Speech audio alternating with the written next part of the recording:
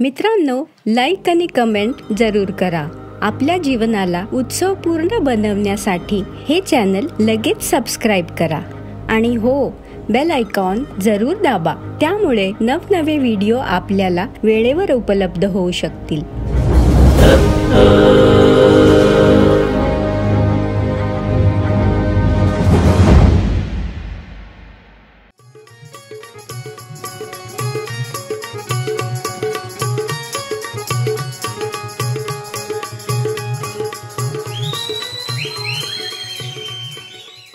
नवीन रचना ज्यावेळी मी बांधतोय तर या नवीन रचनेचे उद्देश आहेत.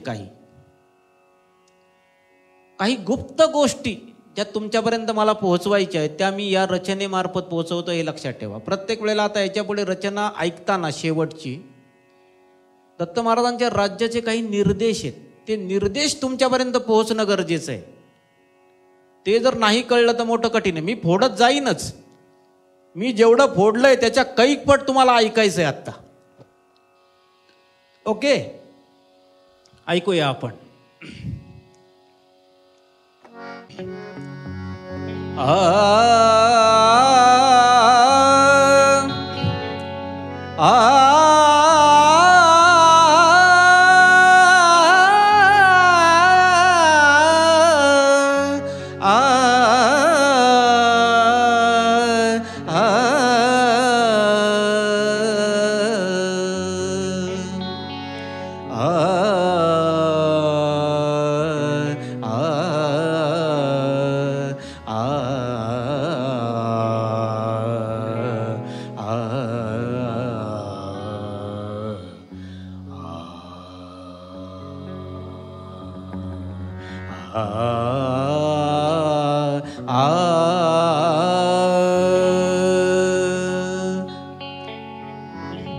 दरबारी राग आहे आणि त्याची स्वतःची मजा आहे.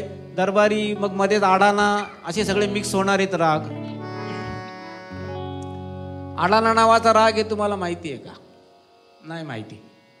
जो गातो तो शहाणा असतो, आणि शहाणा नावाचा सुद्धा राग आहे, तुम्हाला सांगा. पण जो गातो तो आडाणा नसतो. आडाणा गातो तो शहाणा असतो, शहाणा गातो तो शहाणाच राहतो. आपण आडाणा घेऊया, त्याच्यात थोडा शहाणा टाकूया आणि जो बेस आहे त्याला दरबारी ठेवूया. पण दरबारीचा बास कमी आहे, ऐकूया, कारण दरबारी गंभीर प्रकृतीचा आहे, जास्त हा आडाणाकडे सरकेल.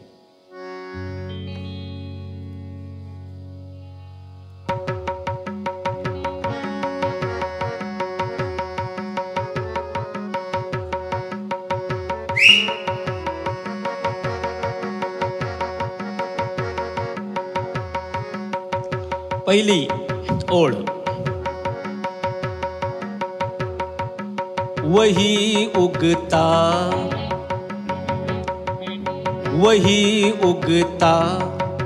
लक्षात ठेवा. वही उगता जिसे मिट्टी, वही उगता जिसे मिट्टी से रिश्ता याद रहता है. वही उगता जिसे मिट्टी से रिश्ता याद रहता है. आपल्याला वाटतं की आपल्याला जन्म मिळालाय, चूक आहे. तुम्ही जे जगताय शरीरात येऊन ते जीवन नाहीये. हे एका बीजामध्ये सुद्धा झाड पडीक असतं. ते झाड जे आहे, बीजामधलं जीवन जे आहे, ते जीवन जोपर्यंत त्याचं आणि मातीचं नातं जमत नाही तोपर्यंत झाड जन्मालाच येत नाही. म्हणजे झाड हे झाड नसून नातं आहे. बारीक विषय. झाड दिसतं पण प्रत्यक्षात बीज आणि माती यांचं नातं लोकांना कळावं म्हणून ते झाड जन्माला आलेलं आहे. म्हणजे झाड नाहीये, नातं आहे. वही उगता जिसे मिट्टी से रिश्ता याद रहता है. वही उगता जिसे मिट्टी से रिश्ता याद रहता है. बारीक बारीक खुणा आहे, मी तुम्हाला सांगितलं. या जगामध्ये तोच चिरंजीव होऊ शकतो ज्याला परमेश्वराचं आणि त्याच्यातलं नातं कळलं. बघ कसं आहे. बाकी तर मारणार सगळे. बीजाला जमिनीचं नातं नाही कळलं, बीज गेलं. कुठं गेलं? कोंबडीच्या तोंडात, कबुतराच्या तोंडात, चिमणीच्या तोंडात, कावळ्याच्या तोंडात. तुम्ही आम्ही जसं एखादं बीज कावळ्याच्या तोंडात जासो तसं तुम्ही आम्ही काळाच्या तोंडात जायचं नाही. कारण आपलं नातं आता चिरंजीवशी आहे. वही उगता जिसे मिट्टी से रिश्ता याद रहता है. वही उगता जिसे मिट्टी से रिश्ता याद रहता है.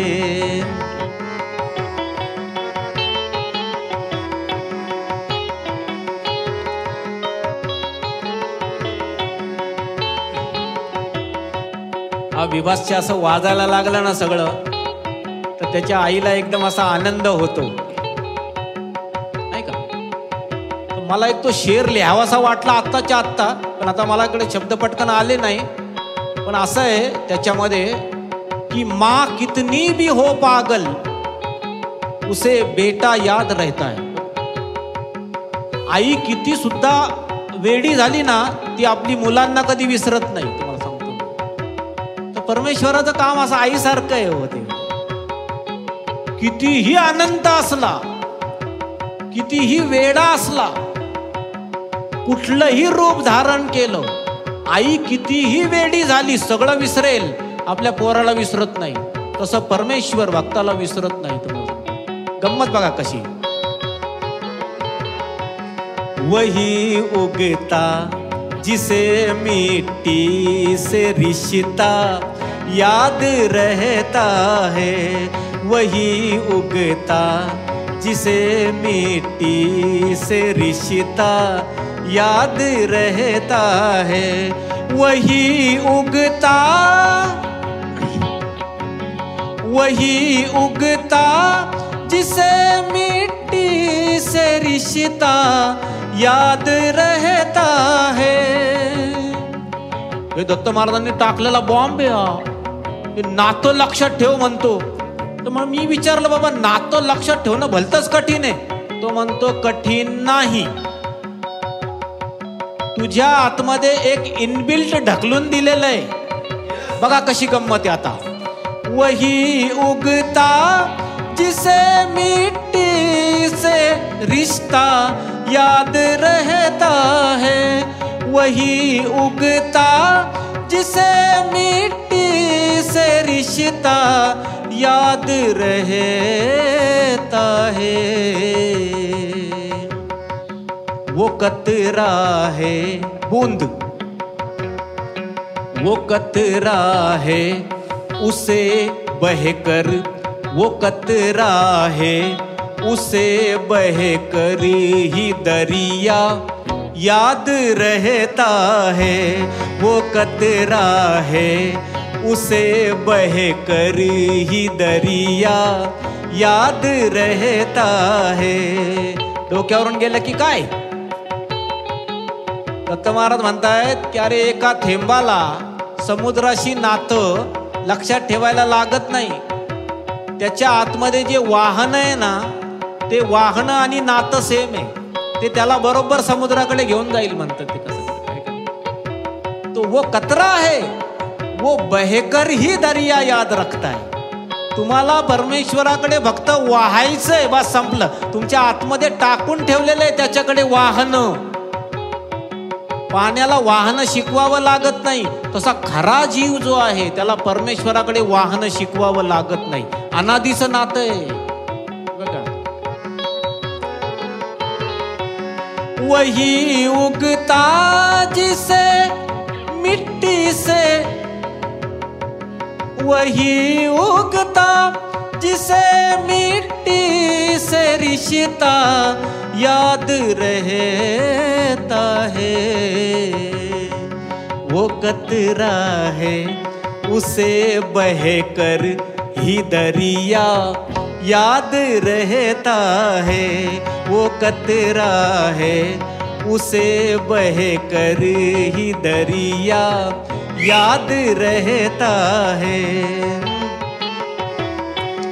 आता तुम्ही म्हणणार की जीवाचं वाहन कसं काय शोधायचं?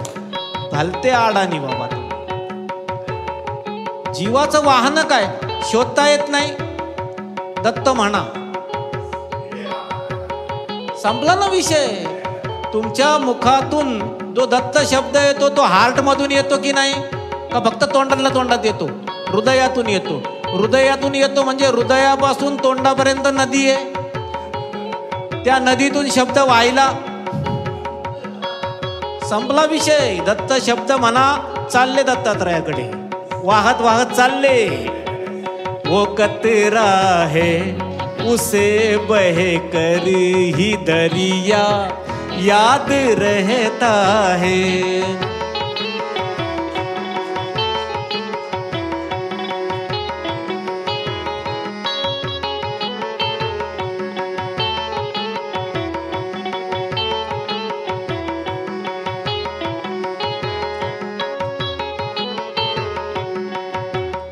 गिटारमुळे कसा मूड येतोय असा।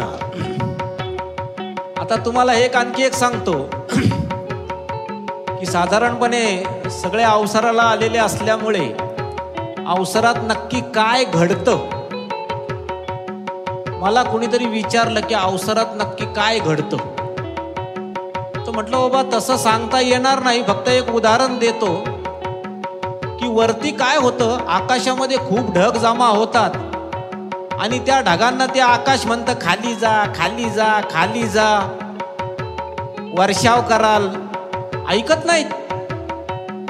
मग ऐकत नाहीत मग काय करतो, त्या जागेवरती वीज कडाडते, त्या ढगांना आहे ना दम भरते, जाच की नाही बोल काय।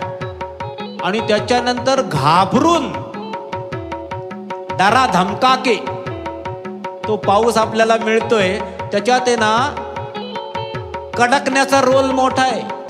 त्यामुळे सगळे अवसर आठवा, वीज तुमच्यावर कडाडलेली आहे, त्याच्यामुळे पाऊस पडायला पाहिजे।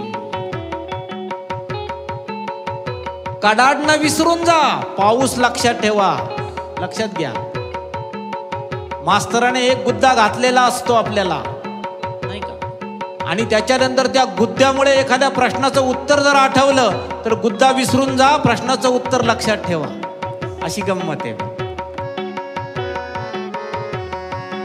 वही उगता जिसे मिट्टी से रिश्ता याद रहता है, वो कतरा है जिसे बहकर ही दरिया याद रहता है। डरा धमका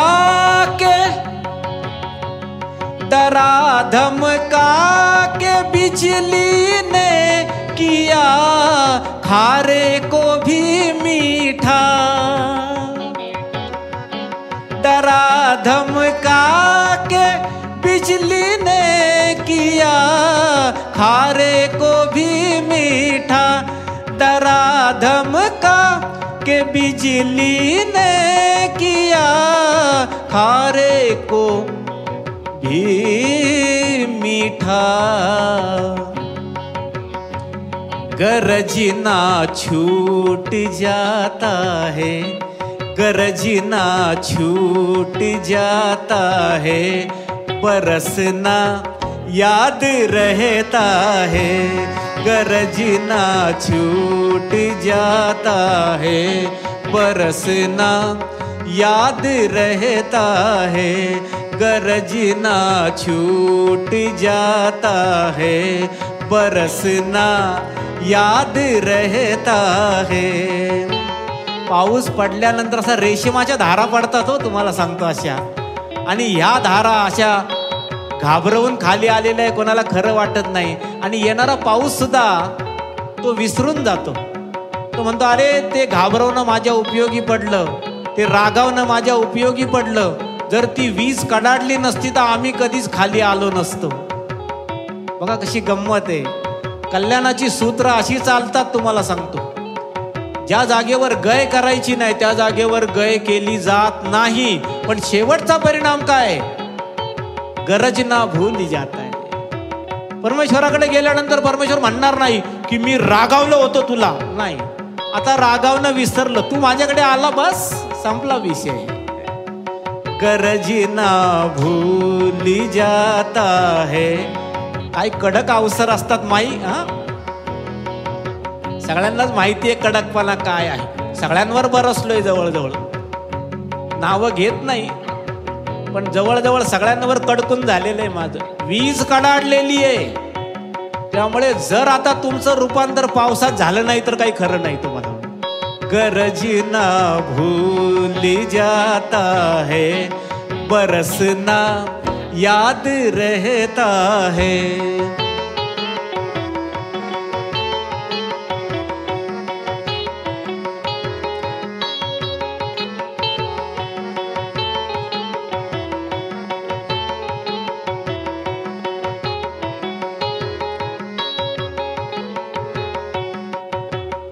वय वर्ष 8 असताना दर्शन झालेलं दत्त महाराजांचं. आणि वय वर्ष 40च्या पुढे गेल्यानंतर चिरंजीव पीठाचा प्रवास सुरू झाला. इतक्या 32 वर्षाच्या काळात परमेश्वराचा विषय लक्षात ठेवायचा कसा? जे सांगायचं ते लक्षात ठेवायचं कसं? मी हात जोडले, म्हटलं मी लहान आहे, लक्षात राहायचं नाही. ते म्हटले तुला माहिती नाही परमेश्वरी राज्यातली सूत्र, गप्प बस. का? ते म्हटले अरे तुला वसंत ऋतू कळतो का रे? तो म्हटलं कळतो. म्हटलं कसा काय कळतो? म्हटलं कोकिळ ओरडताना. म्हटले मग वसंतामुळे कोकिळ कळतो की कोकिळामुळे वसंत कळतो? लक्षात घ्या. नक्की काय होतंय? म्हटलं नाही, वसंत ऋतू मला कळत नाही, मला कोकिळ कळतो. कोकिळ ओरडायला लागल्यानंतर लक्षात येतं की वसंत आला. तर म्हटले संपला विषय. वसंत कळणार नाही. कोकिळ ओरडायला लागला की वसंत कळतो. ज्या वेळेला एक असा बहाणा तुझ्या समोर येईल, तो बहाणा ज्या वेळेला कोकिळ्यासारखं ओरडायला लागेल, समजायचं वसंत ऋतू आला, समजायचं चिरंजीव दत्त महाराज आले. कळलं का नाही तुम्हाला? नियम आहे, नियम. बारीक बारीक विषय लक्षात ठेवा, मोठे मोठे विषय नाही. शेर ऐका.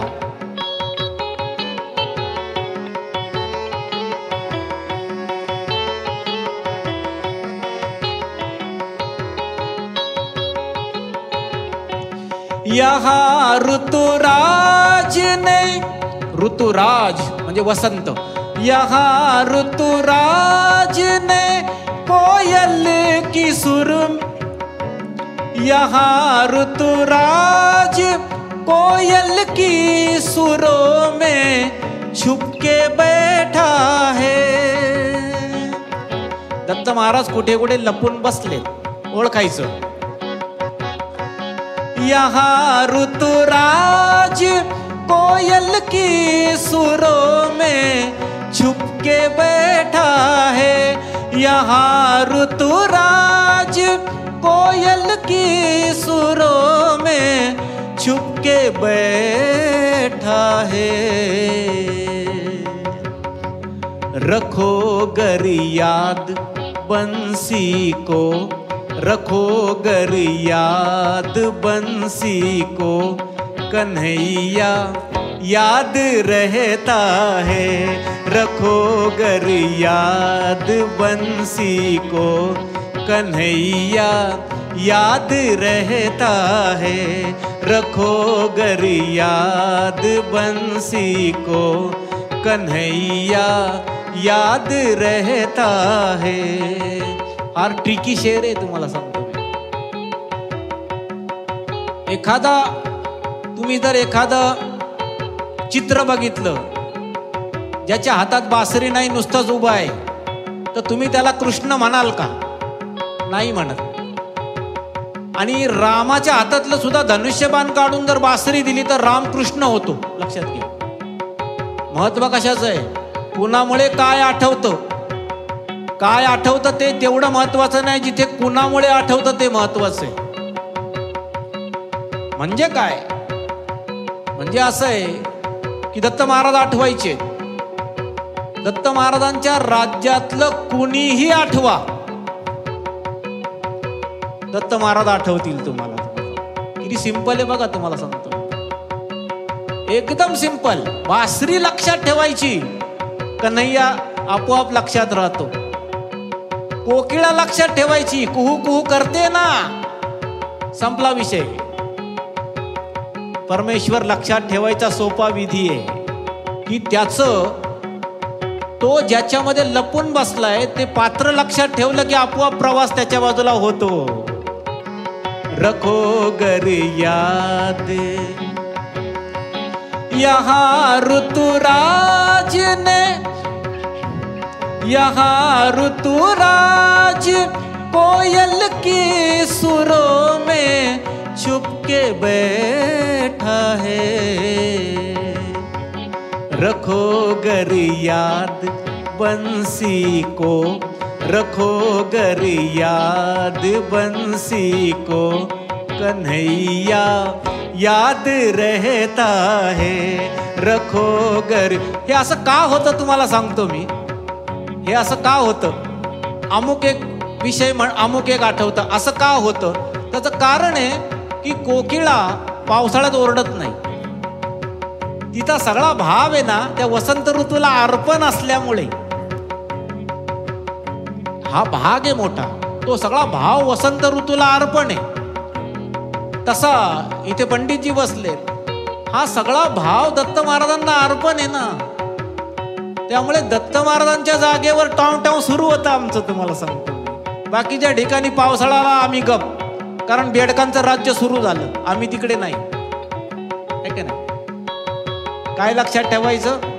रखो गर याद बंसी को, कन्हैया याद रहता है.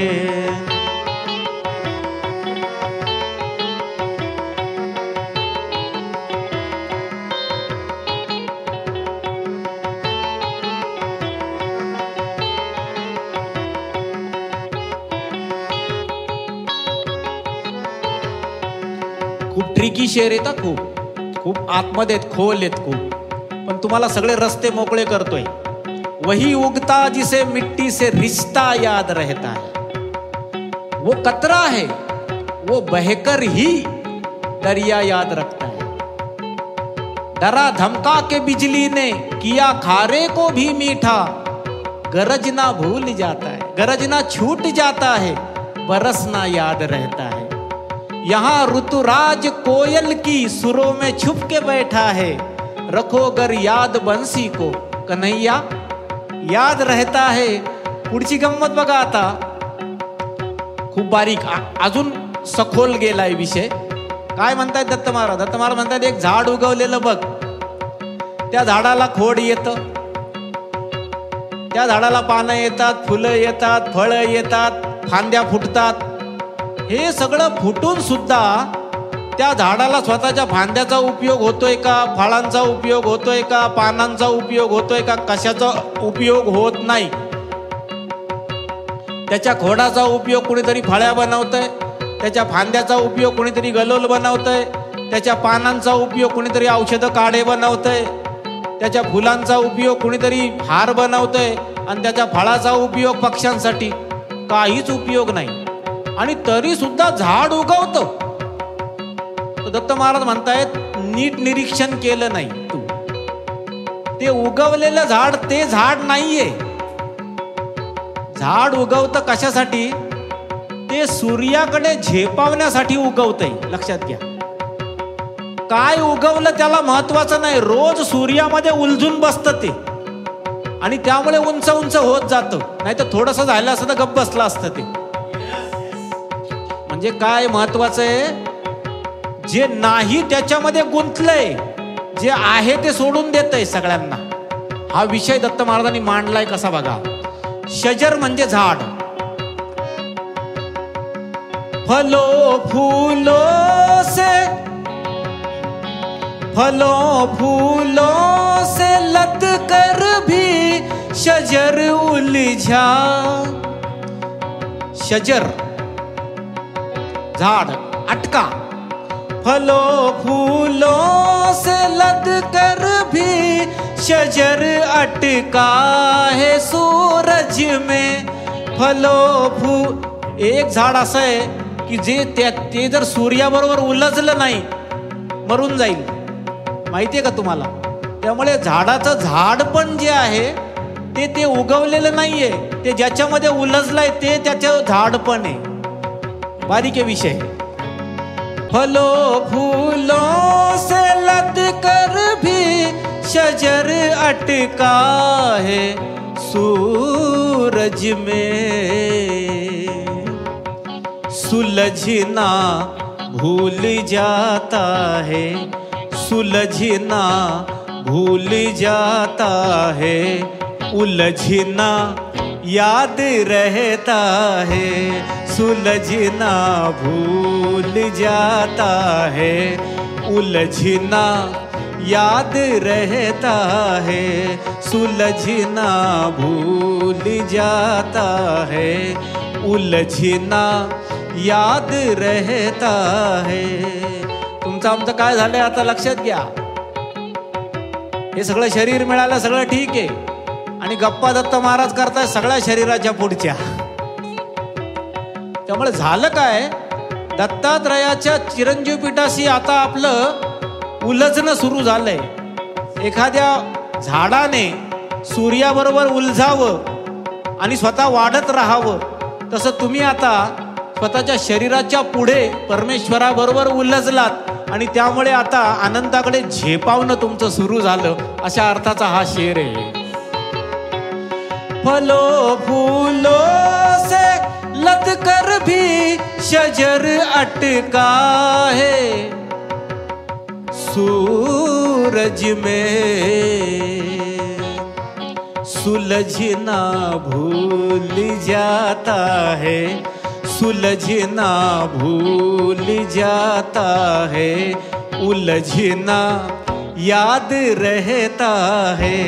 सुलझना भूल जाता है, उलझना याद रहता है।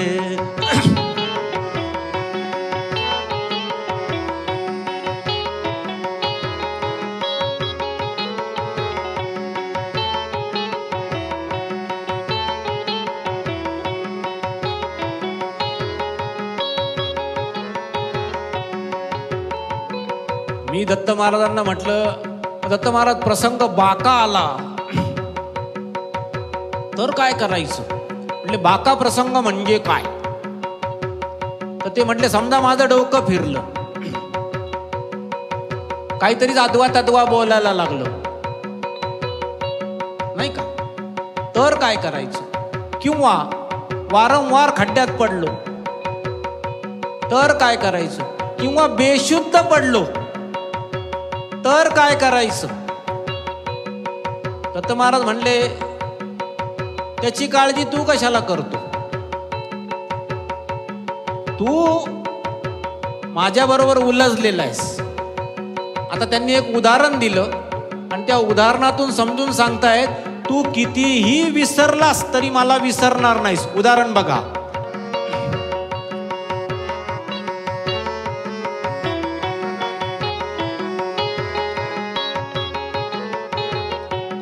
हुआ बेखुद, बेखुद म्हणजे सेन्सलेस, काही बोलतय। हुआ बेखुद गिरा 100 बार अपने आप को भूला। हुआ बेखुद गिरा 100 बार अपने आप को भूला। शराबी को शराबों का, शराबी को शराबों का ठिकाना याद रहता है। शराबी को शराबों का ठिकाना याद रहता है शराबी को शराबों का ठिकाना. तुम्ही बघा, हुआ बेखुद. आम्ही दत्त महाराजांना म्हटलं नेमकं उदाहरण काढलं बघा, तुम्हाला सांगतो मी. ते म्हणतात अरे ते दारुड्या सुद्धा असतं ना, त्याचं सुद्धा तसंच असतं. ते पिल्यानंतर काहीही बोलतं, सगळं सेन्सलेस असतं, कित्येकदा पडतं, कधी कधी गटारात पडतं, सुदबुद खोई. एवढं करून जेव्हा जाग येते अड्डा विसरत नाही. आतमध्ये किती गेलाय विषय तुमच्या, त्या दारूच्या लतीसारखा परमेश्वर आत शिरला पाहिजे. इधर है दारू की लत और इधर है दत्त. शिरलं पाहिजे आतमध्ये. उदाहरण साधं नाहीये. मग दत्त महाराज म्हणतात काळजी करू नको, तुझ्यामध्ये आता दत्त नामाची लत सुरू झालेली आहे. त्यामुळे तू काही जरी बरळलास तरी सुद्धा अड्डा विसरणार नाही. ऐकूया.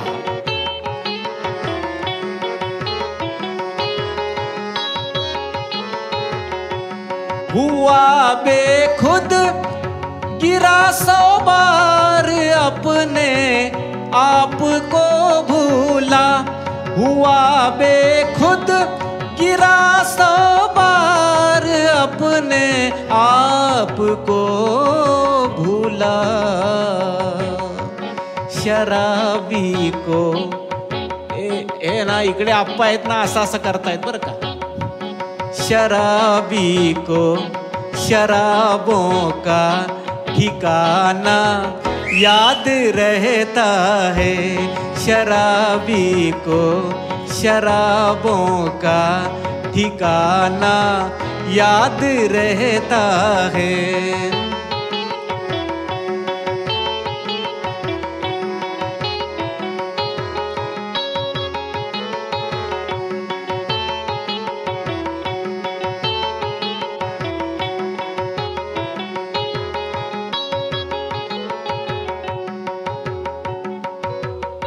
मी दत्त महाराजांना म्हणालो सगळं ठीक आहे, एवढं सगळं करण्यासाठी मी जिवंत तर राहायला पाहिजे. तर मला म्हणाले तुला जिवंतपणाची व्याख्या माहिती आहे का? म्हटलं त्यात काय व्याख्या आहे, मी जिवंतच आहे. म्हटलं चूक आहे. जर तू जिवंत आहेस तर मरतोस कसा? जो खरा जिवंत आहे तो नाही मरत. बघा गडबड कशी आहे. मी त्यांना म्हटलं अहो तसं नाही, मला समजून सांगा की खरं जीवन. म्हटले थांब, तुला तुझ्या जीवनाचं जीवन म्हणजे जगजीवन ज्याला म्हणतात ते काय असतं समजून सांगतो. शेर आला बघा, शेवटचा शेर आहे.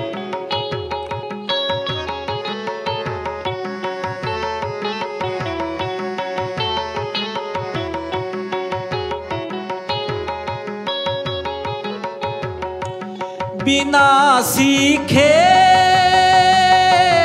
आ आ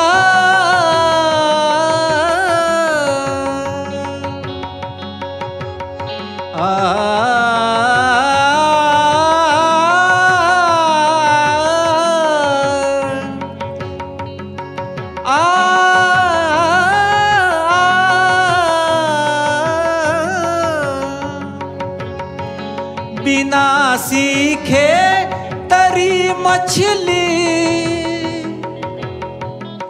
दत्त महाराज म्हणतायत जा त्या माशाला जाऊन विचार की तुला पोहणं कुणी शिकवलं.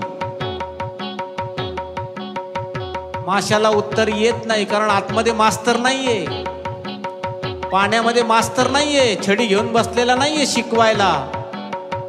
मग ते माशाला पोहणं कुणी शिकवलं तर त्याचं उत्तर येईल कुणी शिकवलं नाही. याचा अर्थ आपोआप आलं. म्हणे आपोआप आलं नाही, माशाला पोहता येत नाही. ती कला पाण्याची आहे. बारीक आहे विषय. पोहणं जे आहे ना ते त्या पाण्याने माशाला शिकवलेलं आहे. लक्षात घ्या मी काय म्हणतोय तुम्हाला. आता हा शेर ऐकल्यानंतर तुमच्या लक्षात येईल. त्यामुळे तुझं जीवन जे आहे ते जे जगणं आहे तुझं, तर तुझा गैरसमज आहे की तुझं जगणं तुझ्यामुळे चाललेलं आहे. काय श्वास काय तुला घ्यायला कोणी शिकवलं? अन्न खाल्ल्यावर पचवायला कोणी शिकवलंय का? झोप कोणी शिकवली आहे का? तहान कोणी शिकवली आहे का? न शिकवलेलं तर जगतोयस तू. त्या माशाची तुझी अवस्था सेम आहे. शेर आहे का? भारी शेर आहे. शेवटचा, बिना सीखे तरी मछली तड़प कर जाल में बोली. काय झालं? त्या माशाला पाण्यात असताना चांगलं पोहता येत होतं, पण अचानक कोळ्याने पकडलं, जाळ्यामध्ये घेतलं आणि त्या जाळ्यामध्ये माशाला पोहता येईना. दत्त महाराज म्हणतायत, जर पोहता माशाला येते तर जाळ्यामध्ये पण पोहला पाहिजे तो. कळलं का तुम्हाला? जर माशाला पोहता येतंय तर जाळ्यामध्ये पोहता आलं पाहिजे. जाळ्यामध्ये का पोहता येत नाहीये त्याला? तिथे का तड़पायला सुरू झालं? तिथे वहां क्यों तड़पना जारी है? तो वो मछली तड़पते हुए क्या बोल रही है? बिना सीखे तरी मछली, बिना सीखे तरी मछली तड़प कर जाल में बोली, तड़प कर जाल में बोली. क्या बोली? समंदर को, समंदर को बचाने का तरीका याद रहता है. समंदर को बचाने का तरीका याद रहता है. समंदर को बचाने का तरीका याद रहता है. इकडे ज्या चिरंजीव पेठाच्या गप्पा चालल्यात ना, लोकांच्या डोक्यावरून जात आहेत. सगळे तर मारताना बघतोय, ही माणसं कशी काय चिरंजीव? अरे बाबा, समंदर को बचाने का तरीका मालूम है. आम्हाला नाही माहिती जगणं काय आहे, आमचं मरणं काय आहे आमचं, पण त्या समुद्रामध्ये पडल्यावर माशाला आपोआप पोहता येतं हे माहिती आहे. ज्याला पोहता येतो तो तरला. सिंपल आहे तुम्हाला सांगतो, पण मोठं कठीण आहे. ज्या वेळेला माझं जीवन जग जीवनाच्या तावडीत जातं, त्यावेळेला मी चिरंजीव होतो, असा सिद्धांत आहे. बिना सीखे तरी मछली तड़प कर जाल में बोली. आता तोच मासा जो तडफडतोय जाळ्यामध्ये, अचानक उडी मारली, उसळी मारली आणि शिरला परत पाण्यात, परत पोहता येत आहो. तिथे मरायची बारी होती, इथे लगेच पोहता येतं. ज्याला मृत्यूच्या तडाख्यात जाऊन सुद्धा पुन्हा परमेश्वराच्या समुद्रात उडी मारता येते, त्याला मृत्यू मारू शकत नाही. तुम्हाला सांगतो सिद्धांत कसा आहे? बिना सीखे तरी मछली तड़प कर जाल में बोली, तड़प कर जाल में बोली. समंदर को, दत्त महाराज को, समंदर को बचाने का तरीका याद रहता है. समंदर को, याचा अर्थ काय? चिरंजीव कसं व्हायचं या विषयात तुम्ही काही करायचं नाही. त्यांनी लक्षात ठेवायचा जॉब आहे, आपला जॉब नाही. समंदर को बचाने का तरीका याद रहता है. समंदर को बचाने का तरीका याद रहता है.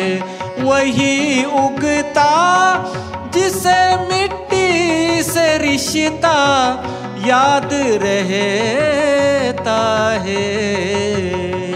वो कतरा है जिसे बहकर ही दरिया याद रहता है.